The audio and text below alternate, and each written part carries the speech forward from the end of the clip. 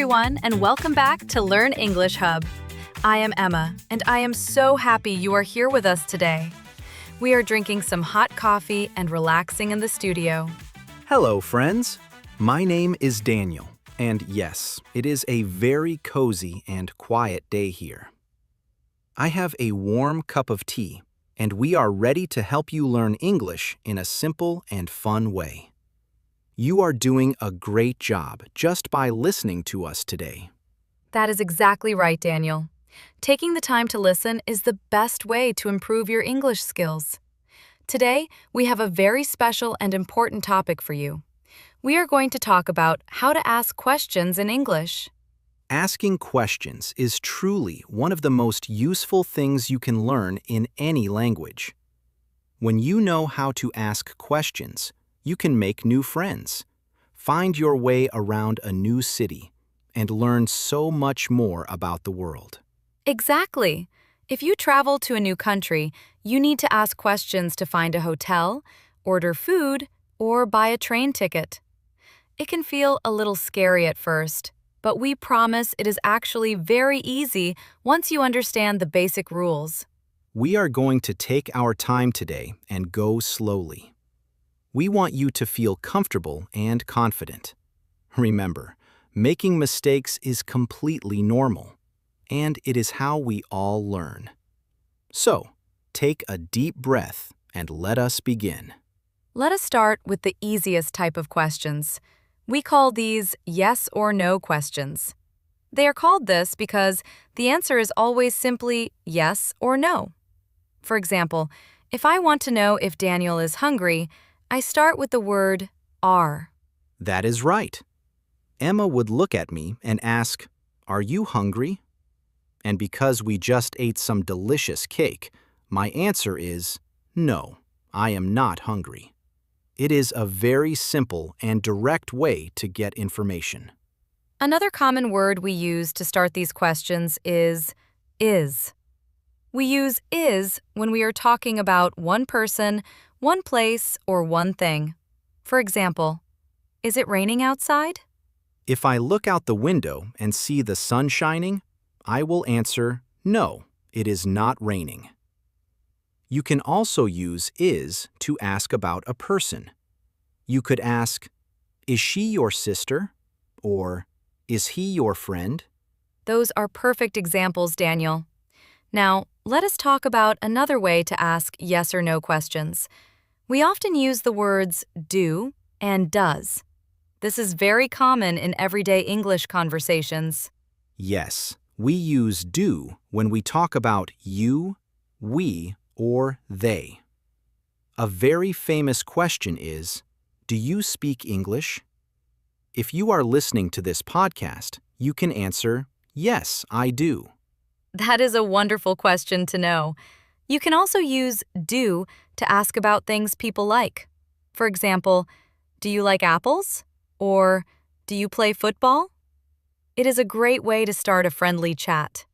And when we talk about he, she, or it, we change do to does. For example, if we are talking about your brother, we would ask, does he like apples?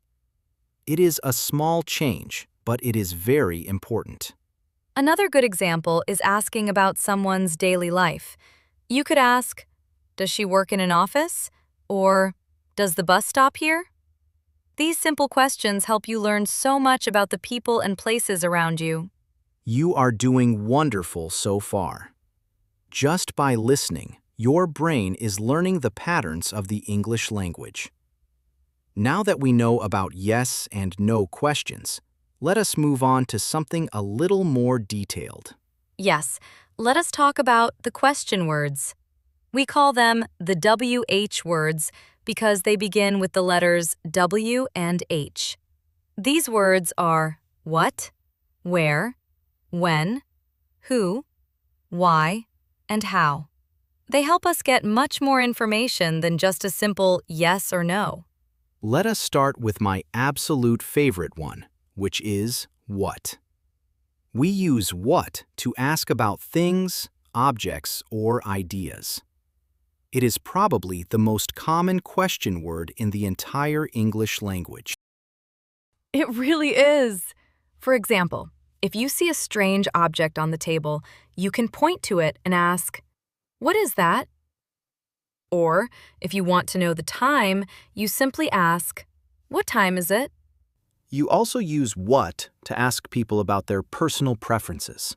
I love asking people, "What is your favorite movie?" Or, "What is your favorite color?" Emma, what is your favorite color? My favorite color is blue, just like the beautiful sky today. See how easy that is? You ask a simple question, and you learn something new and interesting about a friend. You can also use what for jobs, like, "What do you do for work?" That is a very polite and common question when you meet someone new at a party or a cafe. Now, let us move to the next word, which is where. We use where when we want to know about a place or a specific location. If you are traveling on a holiday, where is your best friend? You might need to ask, "Where is the bathroom?" Or, "Where is the train station?" These questions will help you find your way safely in any new city. I definitely use where a lot when I am lost and need directions. You can also use it to find things in your own house. For example, "Where are my keys?" Or, "Where is my English book?" It is very helpful for your daily life. You can also ask people about their origins using where. A beautiful and polite question to ask someone you just met is, "Where are you from?" It opens up a whole wonderful conversation about their home country and their local culture. I love asking that specific question. I have met so many interesting and kind people from all over the world by simply asking, "Where are you from?" All right, our next important word is when. We use when to ask about time or dates. Time is very important in our busy daily lives, so when is a word you will hear very often. You might ask a good friend, "When is your birthday?" Or, "When are we going to the lovely park?" If you are waiting outside for a bus or a train, you can ask the person standing next to you, "When does the bus arrive?" Or, if you are planning a nice meeting with your coworkers, you can ask, "When are you free to talk?" Exactly. When helps us organize our lives and make fun plans with our family and friends. Next on our list is the lovely word who. We use who exclusively to ask about people. We never use it for things, objects, or animals. A very simple example is hearing a loud knock on your front door. You would walk to the door and ask, "Who is it?" Or, if you see a beautiful photograph of a cute baby, you might smile and ask, "Who is this?" You can also use who to find the right person to help you with a difficult task. For example, "Who is the store manager?" Or, "Who can help me carry my heavy bags?" It is the best way to identify the person you need immediately. Another fun and happy question is asking about someone's personal heroes or favorite famous people. You can ask your new friend, "Who is your favorite singer?" It is a really great way to share music and learn about someone's unique tastes. I completely agree with you. Sharing good music is wonderful for making friends. Now, we have a very interesting and deep word.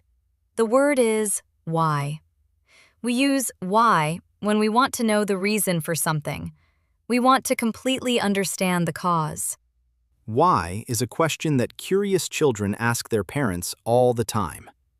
They point up at the bright sky and ask, "Why is the sky blue?" But adults use it just as much. We ask why to understand other people's deep feelings or personal choices. For instance, if your good friend looks very tired today, you can softly ask, "Why are you so tired?" Then they can explain that they worked very late or did not sleep well last night. It shows that you truly care about them and their health.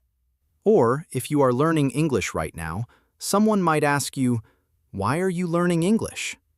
You can proudly smile and answer, Because I want to travel the whole world. Why questions almost always get answers that start with the special word because. That is a fantastic point, Daniel. Why and because go together perfectly, just like hot coffee and sweet milk. Now, we have one last important question word to discuss. The word is how. Yes, how is a truly flexible word. We use how to ask about the way something is done or about someone's condition. The most famous English greeting uses this very word. How are you?